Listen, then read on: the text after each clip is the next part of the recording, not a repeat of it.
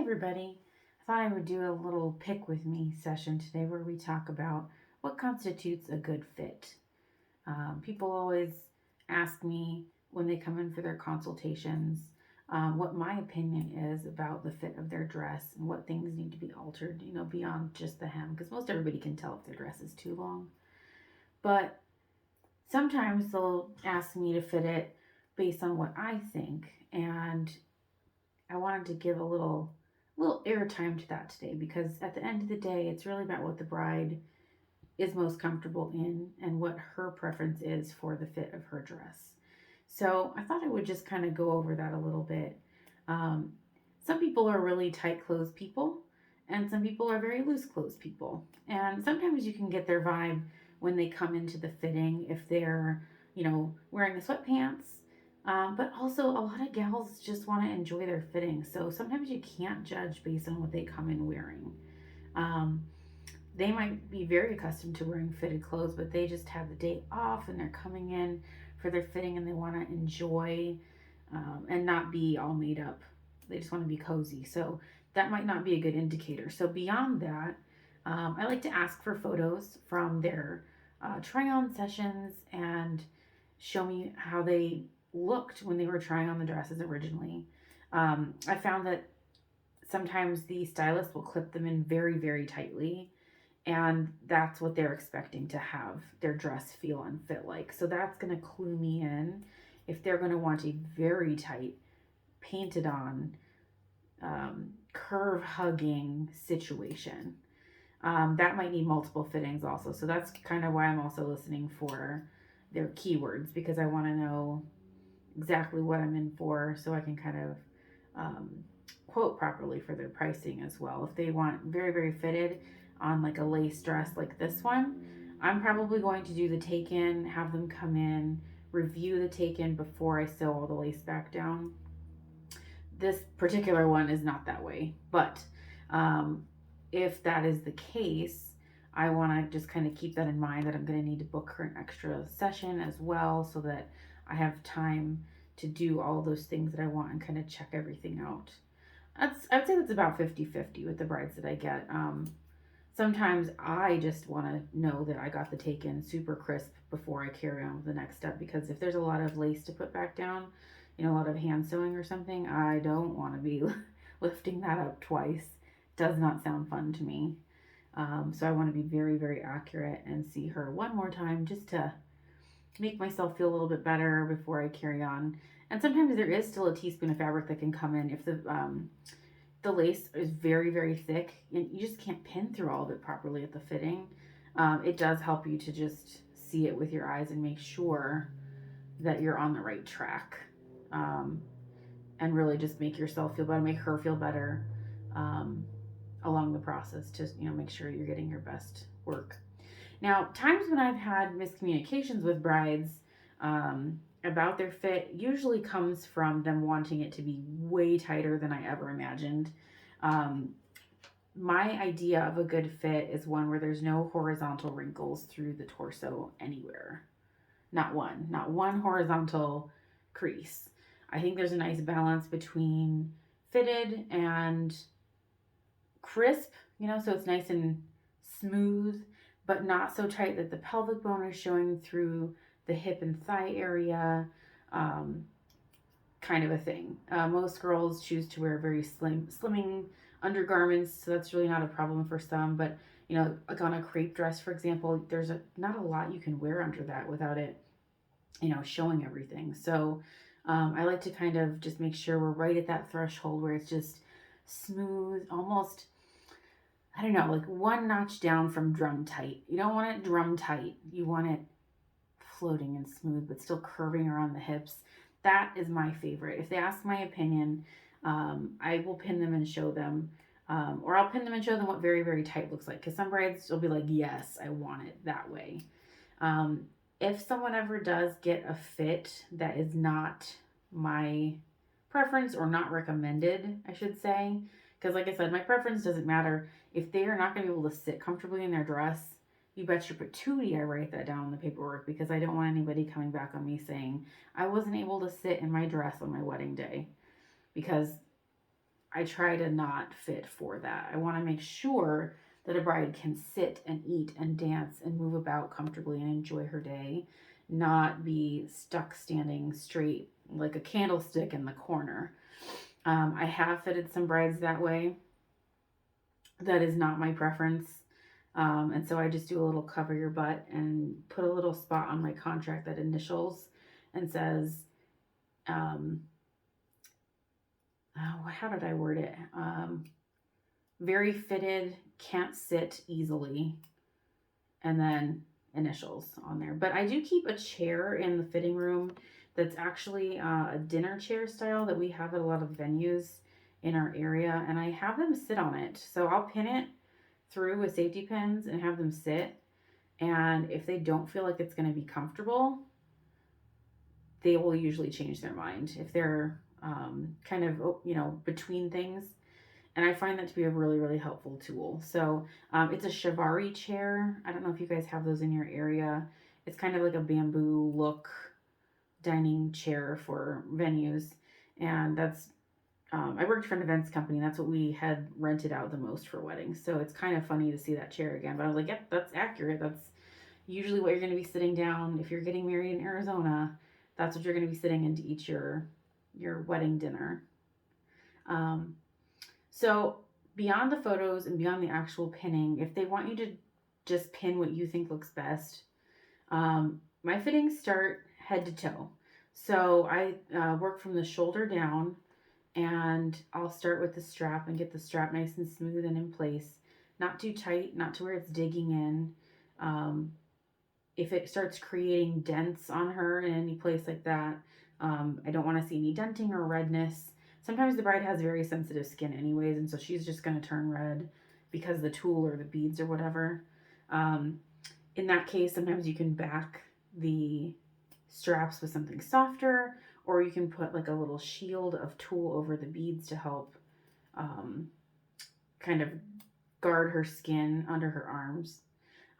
From there, after the straps are put in place, I'll check through the armpit area and make sure there's no gapping there. Nobody wants their, little side flaps hanging out. Even the skinniest bride has a crease, and most brides read the crease under their arm as fat, which is a super bummer because that's not the case. It's your hinge. Your arm needs to fold someplace, and that's where it folds, is at your armpit, and there's that line there that everybody points to as being fat. So usually we have a nice discussion around there about if they want to cover that. Sometimes they have detachable straps that we can place over that. I'll kind of fit those around this moment. It just depends on, when the bride's standing in front of you, what is the most glaring object that needs handled first. Through the front, neckline, if there's like high tulle necklines, I want to see that smooth and flush to her skin, and maybe just like right under her collarbone. So if it's a very high neck, I want it just like somewhere between, that finger's width right under her collarbone, so it's not choking her and it just looks nice and smooth. If she has an open, a lower neckline like a V or something, I still want that to touch her skin as well. I think that looks really pretty when it just falls really nice, no gaps in the front there. If there's gaps, you just pin out for a nice dart someplace that makes sense. Let me see here. Moving downwards towards bust line, apex should fall with their actual centers of their breast material. Breast tissue should fall straight on that. Depending on the cut of the dress, sometimes you'll need to take in from the center to get those realigned, kind of more narrowed out. That one's kind of, I don't want to say rare. I feel like I do those kind of a lot, narrowing the front of a bodice out. I like when things look balanced, though, in the front. If your bust line is sitting artificially wide, it can make you look wider artificially, which is not really a vibe anybody likes. Generally, I want to see what the bride likes about themselves and then kind of play that up. I think that's really a good way to have that conversation with them, too, about things they want to highlight. I don't really ask brides what they want to hide because I like to keep everything super positive. They'll usually end up telling me 45 things they hate about themselves anyway, so I'll just listen for that when they eventually tell me. I would much rather talk about, highlighting their neckline, maybe doing a nice booty scoop, if their dress is appropriate for that. Just highlighting all of the different dimensions of their torso, I think, is really important. Even if you only have an inch difference between your bust and your waist, I want to see that. I feel like the only fits that drive me nuts are ones that come out too square. So when the body looks trunkish, I'm not a fan of that. So if we take in just a wee bit under the bust line on the princess seam, I'm talking just like this long, down under the bust line, and maybe even just like, an eighth of an inch flat on each side. So quarter and a quarter, half inch total across, like just to, I feel like that is so successful, to really pop the dimensions there and help the bride look a little more dimensional up front, which is my favorite. I feel like that's really a confidence booster for a lot of people, especially if they don't know what kind of a fit they want. If there's somebody who doesn't wear tight clothes or fitted clothes very often, they're probably not going to give you a lot of guidance with how they want to look. So just help them find the best of their shape with your fitting, through the bodice area. And then as I'm looking through the torso, if the sides need to come in, I just want to see something that's going to be very, very smooth on the sides. Maybe it goes into the waist a little bit. Again, looking for anywhere where you can really pop those dimensions. If they've got just 1 inch that needs taken in total, do it. Make it look crisp and really good and show off that difference, because that's going to really shine and give them some shape. Even if they're, like I said, just 1 inch off, that still is an inch of difference that will help them look more curvy. And I feel like a lot of brides want to look a little bit more curvy. Now, the brides that want to have the dress taken in so that it fits their shape when they're not a curvy bride is just as important, though. Some brides will want you to fill up the bust line with cups.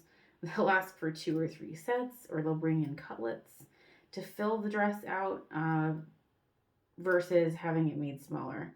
And it's about half and half, I feel like. Sometimes I get a lot of brides lately that do want the dress to fit their shape, and they like their shape, and they don't want to add volume to it. Super, super awesome. I love brides who love the body that they're in. But I'm here for either direction. It's however you want to present yourself for your wedding day is totally valid. Whatever's going to give you confidence. I do joke that if they add too much, I'm like, everybody knows what you look like already. It's very okay. And they usually get a giggle and they think about their decision a little bit more and just make sure that that's how they want to look, on their wedding day. Because honestly, where is everybody looking on your wedding day, on your wedding dress? Let's be honest, boobs and butt. So you got to make those areas look good no matter what. Even if it's a ball gown, you got to make sure those areas look poppin', because, literally everybody's going to be looking there. All right. And then let's talk through the hem area. Good fit on a hem. I don't want to say it's subjective, but I feel like there's some factors that can play into the hem length. Traditionally, floor length is recommended. So something that's just touching the floor, just floor length. You're going to get down on the floor real good and mark that out nice and even to the floor, and then do all your work. Now, that's being under the assumption that they're getting married at a church, a smooth floor, or some sort of hall where there's, again, smooth tile or linoleum or something like that, versus outdoors. Now, we have a load of brides nowadays getting married in their backyards, getting married at destinations outside, or even a church that has an outside courtyard. Those brides, you might want to give them the option to have it just a quarter of an inch above the ground. So that way, if they're on grass and they're sinking a little bit, maybe there's a little bit less dress to get dirty, a little bit of less friction happening from the actual dress itself on the floor.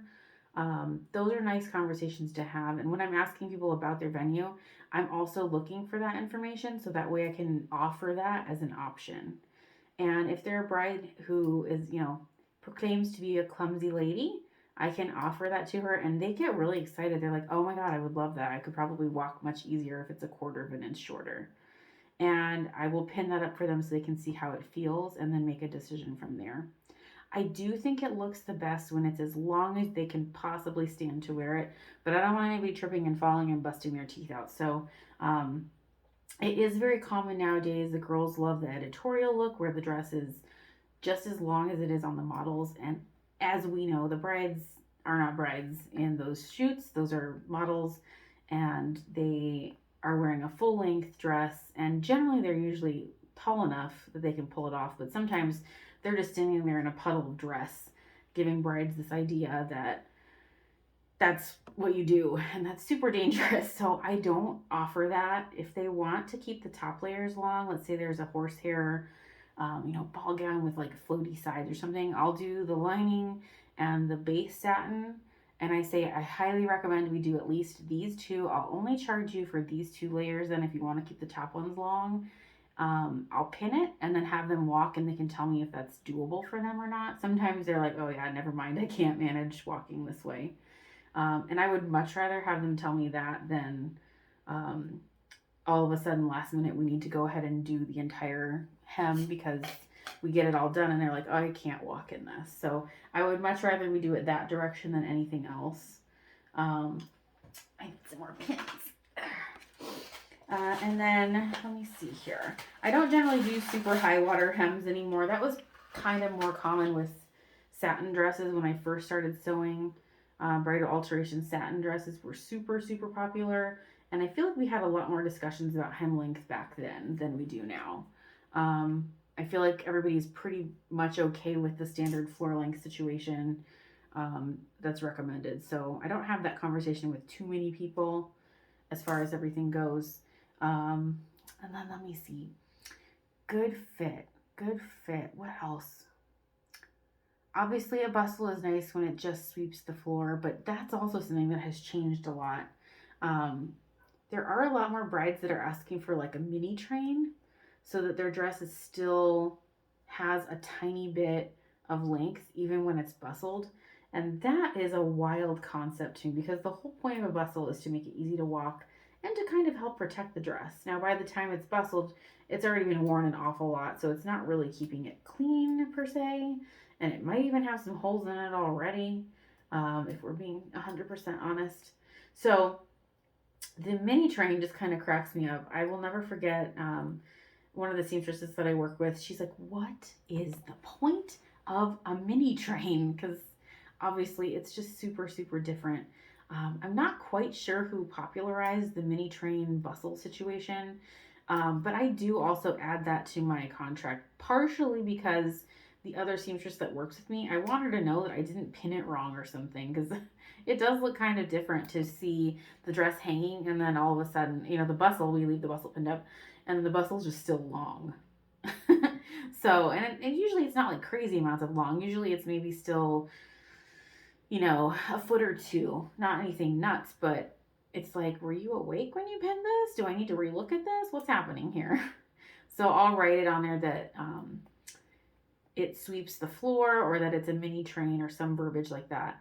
Same too, if they want a longer hem than what I normally would do, I will write on there hemmed per customer's request with a full sweep or something like that. I'll put some verbiage that would explain, what happens if somebody else grabs a dress that I've already pinned to work on it. It just would explain why it's pinned like that. And that's helpful for me too, because sometimes my fittings are not right next to my sewing time for that particular dress. So that helps me remember what I was, aiming for as well. Let me see, anything else? Good fit. I think that's pretty much it as far as everything I wanted to mention. I feel like the horizontal lines are the biggest red flag with brides. I could do a quick story time. I had a bride once, bless her heart. She and I had a little bit of a different understanding of fit on a dress, and I didn't understand it until almost the very end of the process, which absolutely broke my heart because I love being clued in immediately. And this was a fit and flare dress, so we got everything really good, nicely fitted throughout both, and the flare was popping and the fit part was popping. but she kept saying it felt twisty. And I was like, what does twisty mean? So it turns out she wanted the fit part to be so tight that she couldn't shift her body inside of it. She just wanted it glued onto her. And I guess she had tried the sample on and it was very, very small, like incorrect size small. Like I would never, ever have pinned her as tight as the photo she showed me. And she showed me the photo at the very end and I was like, girl, I needed to see this at the beginning. I had no idea she had a photo. Or I would have, I would have hollered. I would have asked. But it was beyond tight.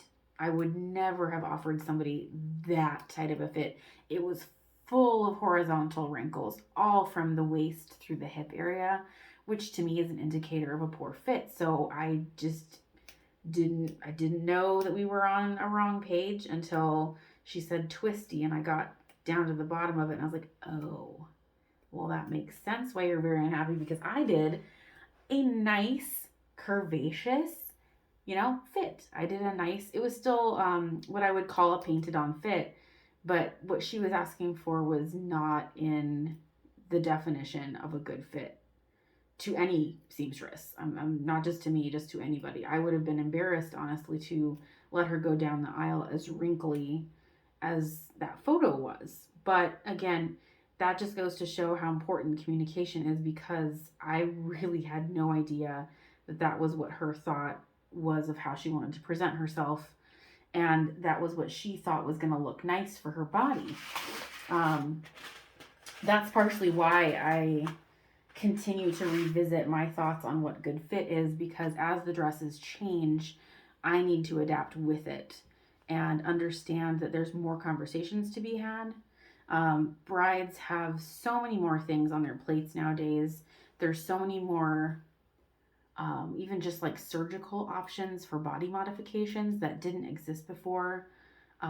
There's more weight loss machines at home to sculpt your body with. And I feel like these things just add so much more challenges, because the brides are more concerned about their bodies than ever before, as far as fine detail sculpting and really getting into all the things. I've had more brides lately with those, I forget what it's called, when they add extra tissue to their booty, like they physically add more, or like liposuction to their arms and stuff like that. Again, zero judgment. This is just me wanting to help provide a better fit to them, and learning what is important to them in that way will help me understand how to give them a better fit.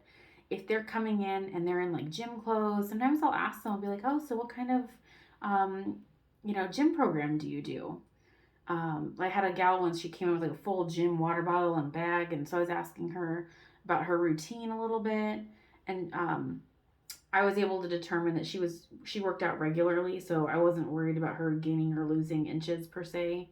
Brides that go on like a crash diet and a crash situation, those are the ones I worry about.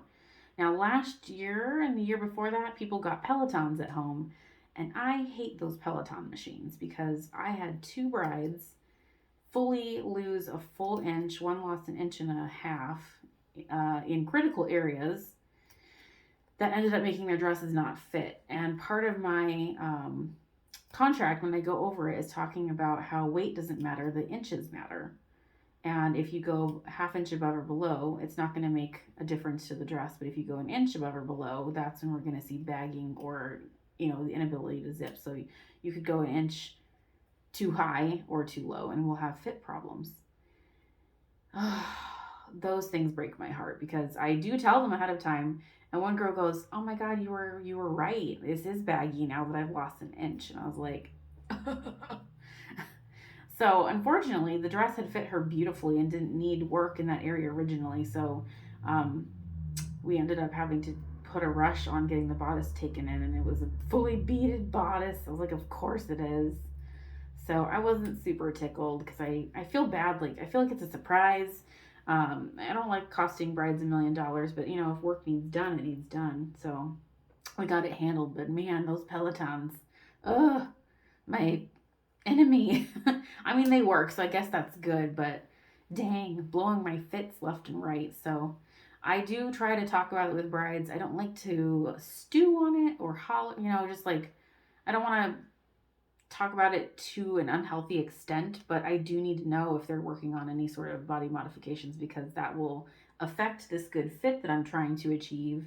And I would rather fit them in a couple of sessions than if they're actually working on some big goals. I'd rather, start with, um, a couple of other parts of the dress that aren't as critical to to their weight loss or weight gain or whatever they're working on. Because we do have brides that are, goal oriented in both directions. So it just depends.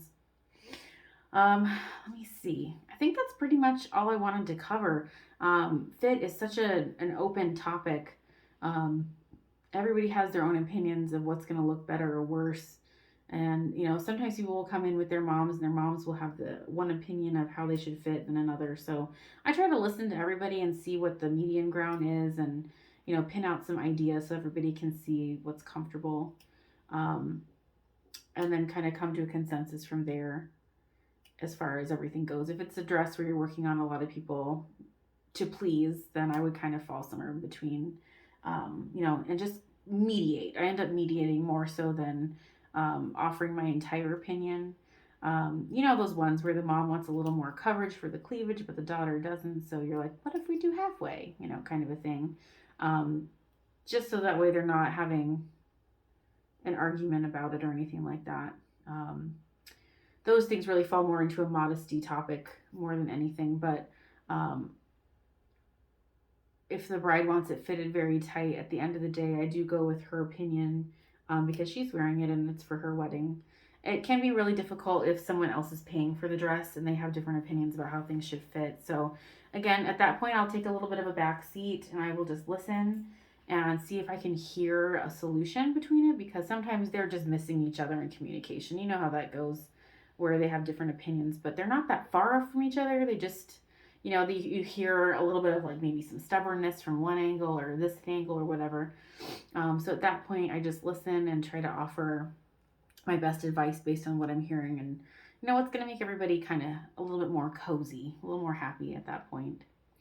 So those are just my little thoughts on what constitutes a good fit for bridal, for a wedding gown specifically. If you guys have any thoughts, I would love to hear them in the comments, because I feel like this is such a diverse topic as far as everything goes. I'm sure some of the fits that I posted into the sewing group have been shocking, because I get a lot of brides that want very, very, very tight sculpty fits, and then I have had some brides that basically want their wedding dress to fit like jammies. So it's the whole range, and it's all valid and good, just depending on how they want to present themselves for the day. Well, thank you guys for chatting with me while I'm picking all this lace off. It's always nice to have something to do while you're doing something like this. This dress is for a full take-in from underarm to hip, so that she can feel more curvaceous and beautiful in there. And I'm really excited to get this tried on her. And hopefully I'll be able to post some photos after her wedding. Really sweet gal this is for. So I hope you guys have a great rest of your day or night, wherever you're at. If you guys are interested in hearing more of the topics that I talk about, feel free to subscribe. I don't have a regular posting schedule yet. I just kind of post when I have time and whenever things are quiet around the house, so I can actually record things. My experience is definitely in bridal. I have standard alterations background as well. So I really love doing these kind of pick with me's where I just chat about a topic and work on a project that might otherwise be slightly tedious to unpick, but without having anybody to talk to. So you guys leave my crew that I talk to while I'm unpicking. Anyways, you guys have a great rest of your day, and I'll talk to you real soon. Bye.